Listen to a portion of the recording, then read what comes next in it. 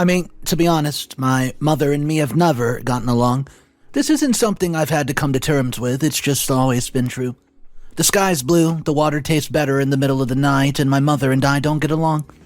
In a perfect world, I don't have to make a throwaway account to lament about the ordeal that's becoming of my wedding planning.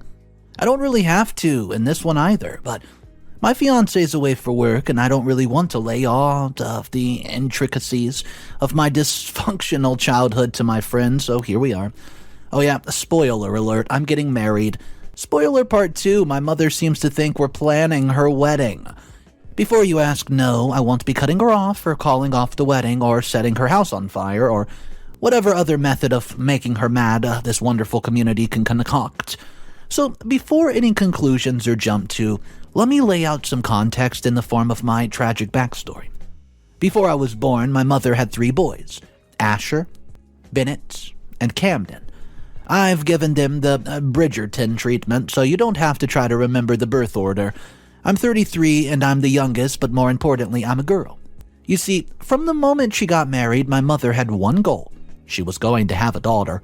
She was 19, freshly wedded to a man deployed halfway across the globe, and she wanted a mini version of herself if it was the last thing she ever did, and it nearly was. None of her pregnancies were easy. Trust me, I've heard enough about each one to recount every nitty-gritty detail of all 4. But her third, it was particularly rough. The doctors even advised that Camden to be her last. But when he came out sporting a Y chromosome, she could not agree. Anyways, my father was deployed more often than not, so he never really knew the extent of her health issues when it comes to her pregnancies and that. So, though she's since rectified that tenfold. When I was born, I became her world. My mother did not have the energy to entertain 3 boys, and my father's presence was, at best, a long phone call during a port call. So my brothers got the short end of the stick, and I'd even say, to his credit, when he was around, my father was pretty hands-on with the boys. He was also the epitome of a military man who could not really shake off the drill sergeant persona ever, which meant a lot of yelling. But when he was in town, my brothers had someone to actually parent them. I, on the other hand, got my mother full-time. I believe the modern term to describe her would be, momager and almond mom. So that should tell you enough about my childhood. I wish I could say that her behavior brought me closer to my brothers, trauma bonding and whatnot. Unfortunately, where our father was a part-time drill sergeant, our mother was a full-time manipulator. Her preferred method skewed towards the emotional blackmail side, but she was opposed to just straight-up lying about things either. I know from experience that my brothers will. They're just always going to take her word over mine, and I seem to be the only one of us capable of identifying emotional blackmail. I can't say I don't understand it. They spent years vying for the attention of the only parent they had around most of the time, and I was showered in it from the moment I was born. The frustration part must be the fact that while they were willing to play the part of her perfect family to keep her happy, I very quickly grew out of it. I learned to keep her on what you guys would call an information diet here on the interwebs while I was at school, and I never really stopped. I told her what she needed to know to keep her from showing up at my doorstep demanding proof of life, and to ensure she did not convince my brothers to keep my nieces from me for the rest of my life. And that's that. Well, that brings us to the wedding planning, the whole debacle of the post. I met my fiancé Finn while we were in college. We didn't actually get together until a couple of years ago, but he's been my best friend since way before that.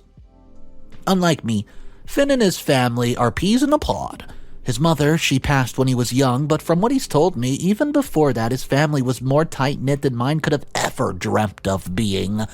The first time he told me about his mother, I genuinely thought he was making things up. You know, since she was dead, and you're not supposed to speak ill of the dead. Needless to say, he was not making things up, and he's always wished that I could have the same bond with my family. When we got engaged, I knew that we would have to tell my mother eventually. I held off for a few days, which became a few weeks, which became a couple of months or so.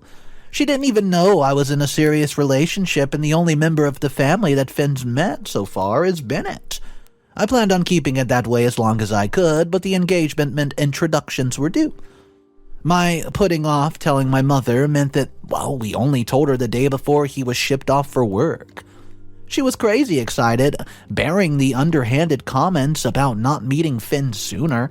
The fact that I was willingly getting married to, quote, such a handsome young man was enough to send her over the moon.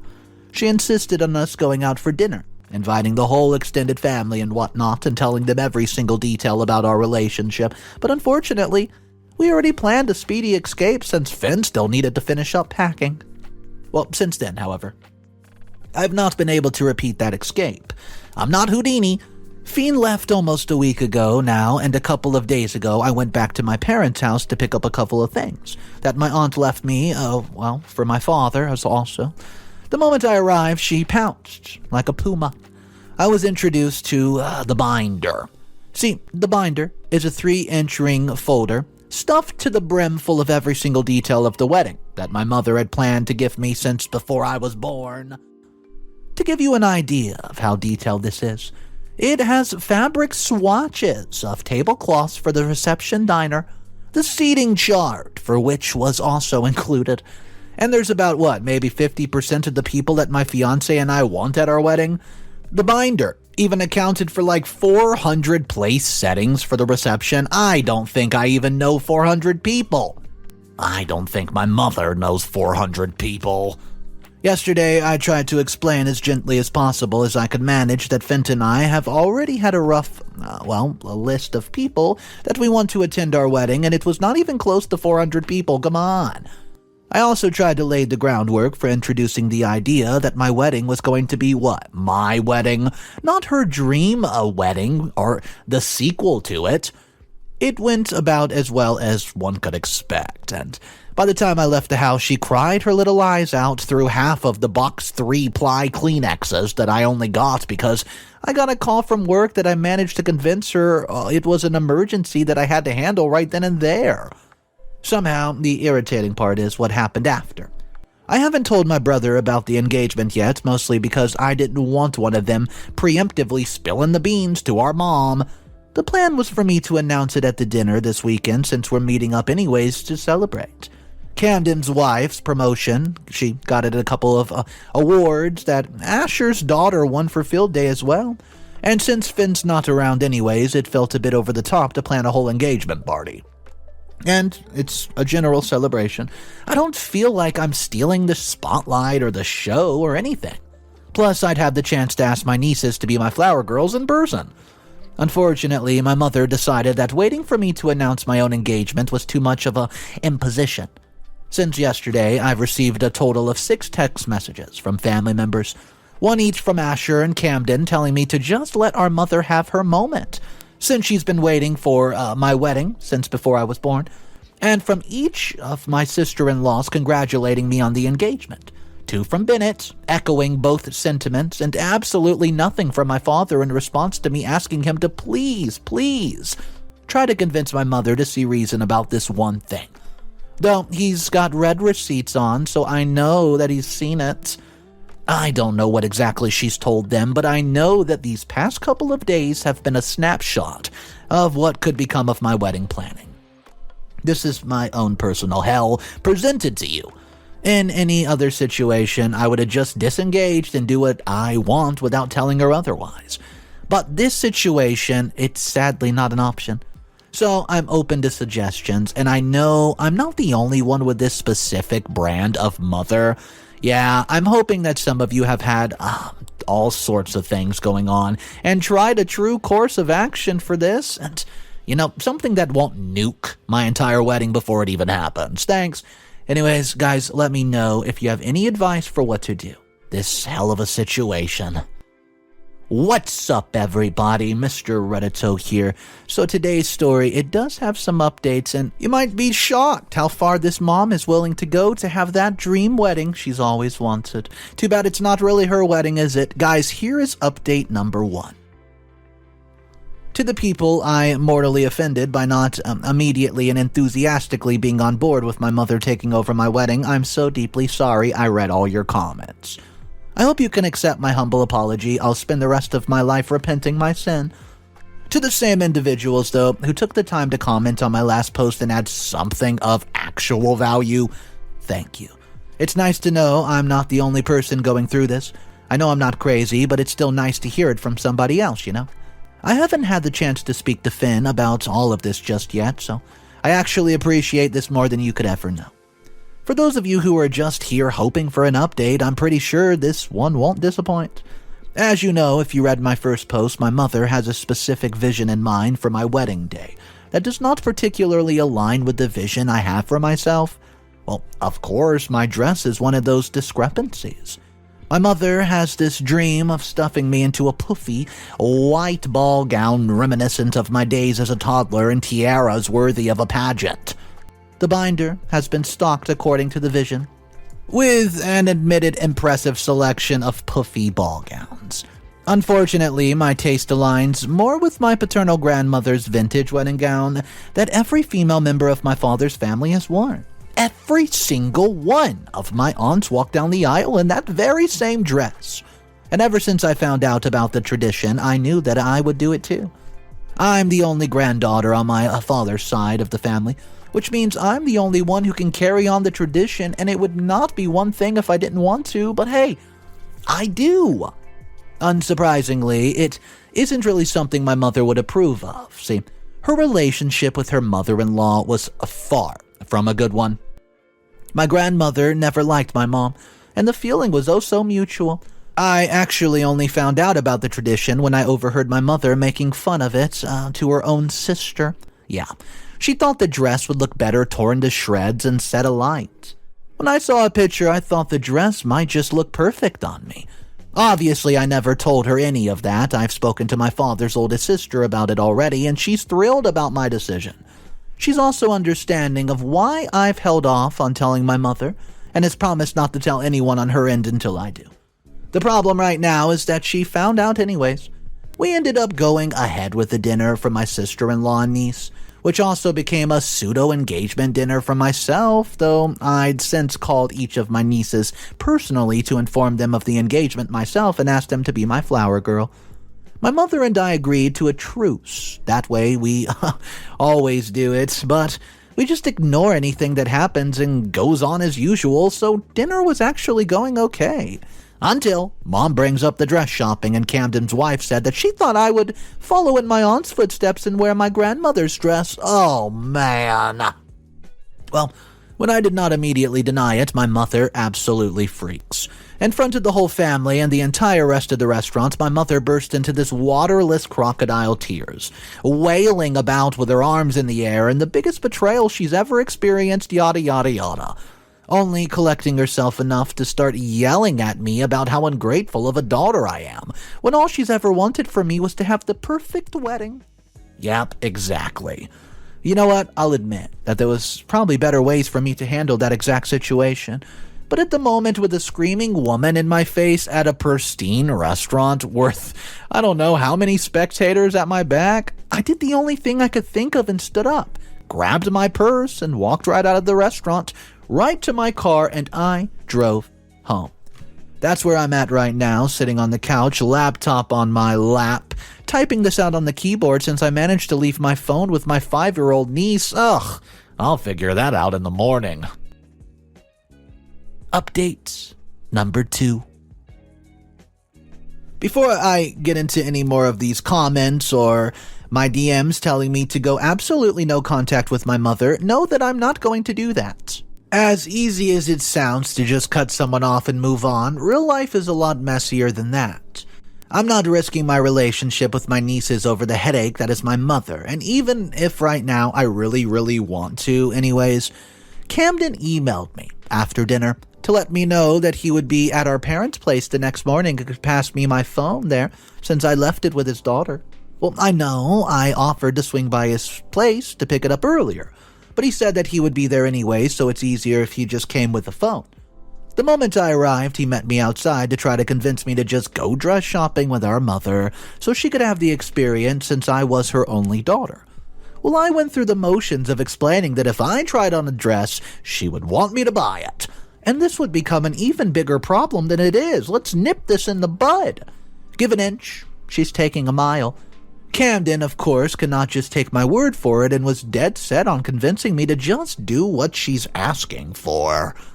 I decided to just go inside and get my phone from where he conveniently left it at the breakfast table with our parents. Of course, since we'd come inside, she insisted that we join her for breakfast, and she'd made my favorites. I should have just left with my phone when I had the chance. 3 bites into the breakfast. Yep, 3 bites. She brought up how beautiful the dress at a local boutique was. And when all I did was nod, she pulled up some pictures to show me, pointing out how perfect each one would look on me if only I would just give it a try. Well, Camden comes out of nowhere, dutifully nodding along to everything that she has to say. And my father did not even look up from the crossword puzzle he was solving. Again, I should have just left when I could have. Instead, I decide to address the elephant in the room and tell her I already have a dress. Her first reaction is what they call denial. No, how could I possibly have a dress? We did not even visit a single of one of the boutiques that she shortlisted for me. And again, I told her what we both knew. I was going to wear my grandmother's dress just like my aunt's. This time, it was nothing but mass confusion. Why would I want to wear a dusty old dress when I could have a beautiful new one made just for me? I wanted to carry on the family tradition, that's why. Annoyance was there that time, and she reminded me that she was my mother. That the family tradition was to buy a perfect new dress because that's what she had done. When all I did was sigh and tell her I would be wearing Grandma's dress, any semblance of calm melted away at that moment into this banshee that my mother has became. The usual comments came out. Disrespectful, ungrateful I am, a terrible daughter, as usual. My father says nothing, almost solving the whole crossword. And as usual, Camden just shrunk back into his seat and tried to pretend he wasn't there. On and on. She went on until I snapped back that if I was such a terrible daughter, why did she even want to attend my wedding? She yells at this point, asking if I was trying to uninvite her. To which I responded, well, that I might as well, since she hates everything I've planned. She yelled back, I can't uninvite my own mother. Well, I didn't budge. She yelled more, then she slammed her hands down on the table and sent the jar of strawberry jam splattering over the crossword puzzle, and for maybe the first time in his entire life, my father, he told my mom to calm down. But instead, she turned on him with all this righteous fury and told him that she would be doing no such thing, since if I could uninvite my own mother, he definitely wasn't going, considering she's not even sure he's my real dad. Update number 3.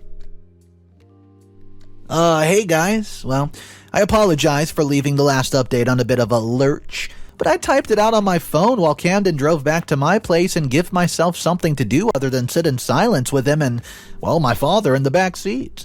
I have a little more time now, so I figured, okay, let me provide a little bit of detail. Right?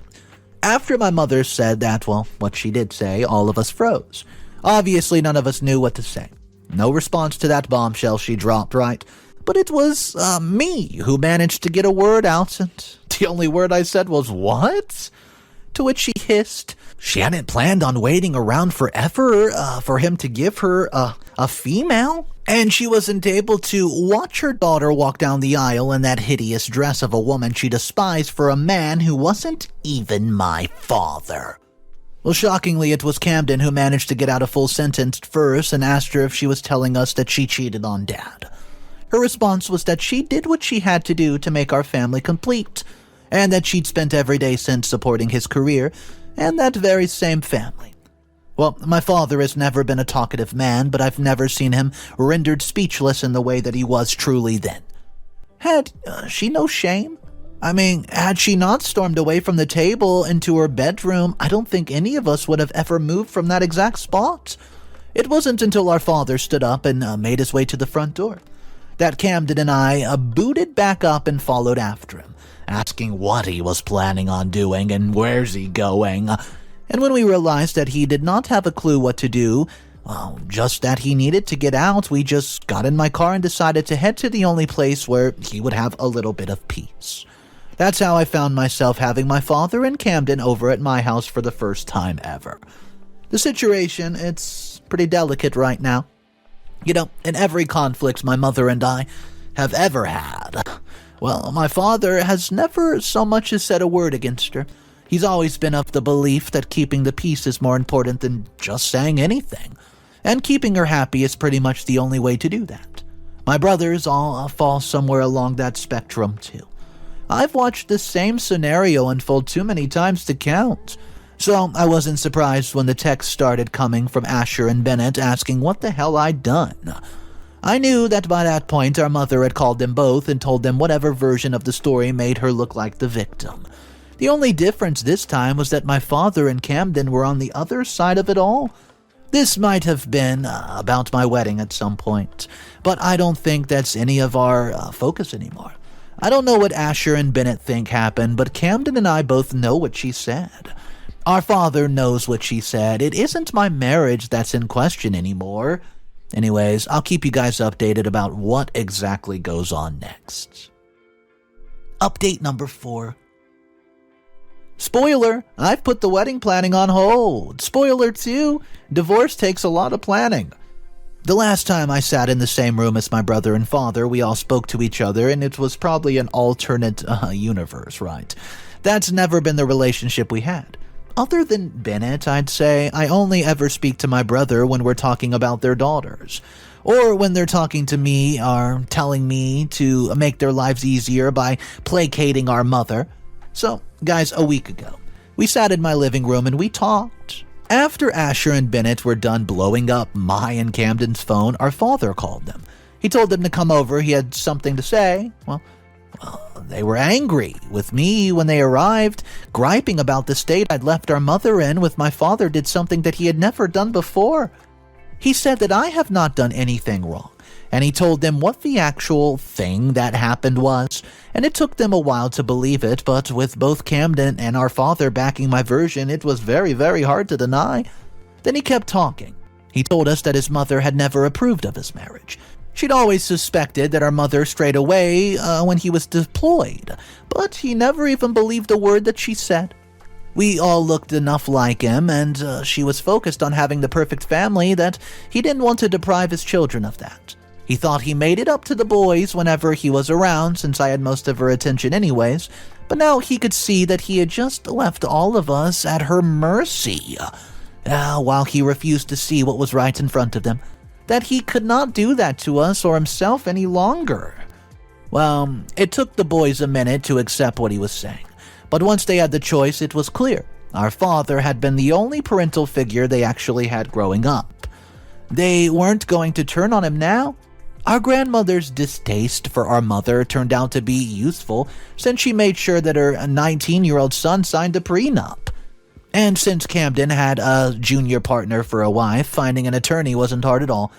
There was just one thing left. Our mother would be able to fight the prenup. She spent the last 4 decades at home raising 4 children. It would be easy enough for her to make an argument that would get her the house and a sizable alimony check. We needed her to admit to the infidelity. The plan was simple. My brothers and I went back to our parents' house, and for the first time in our lives, we were a united front. We asked if any of us were our father's children, and she told us that we were being ridiculous. But when we kept pressing, she said it didn't matter. We were all her children, that she did not care who our fathers were, and just that she was our mom.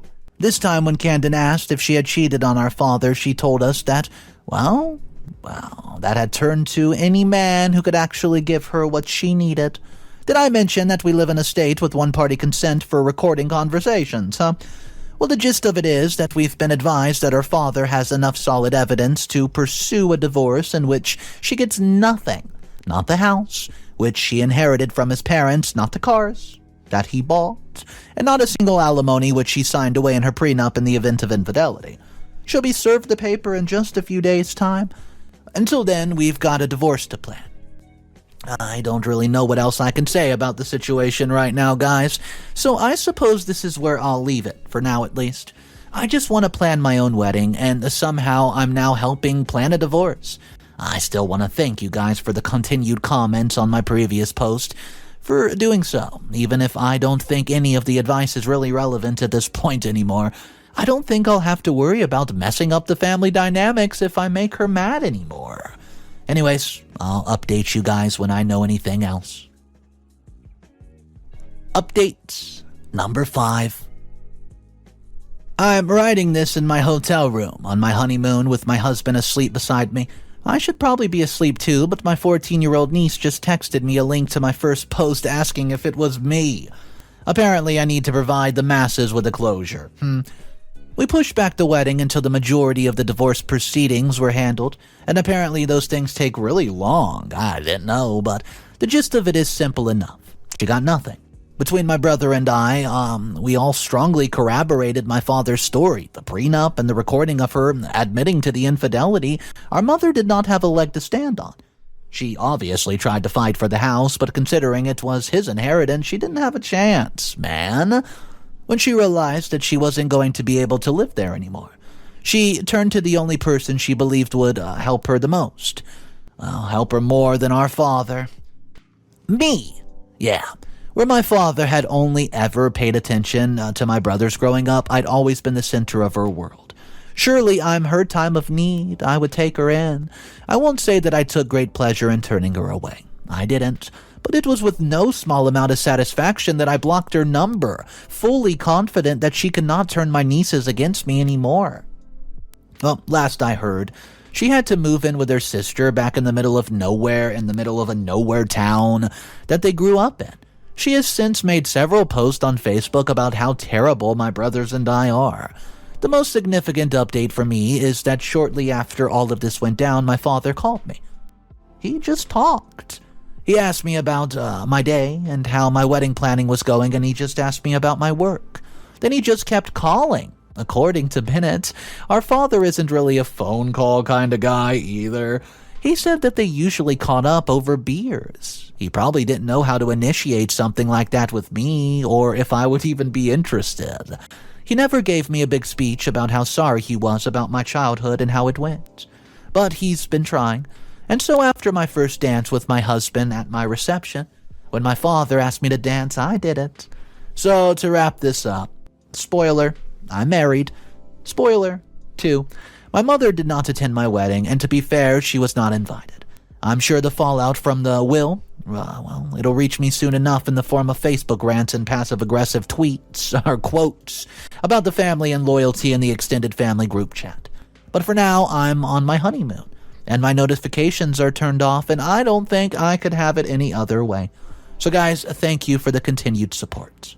This is my last post. Goodbye.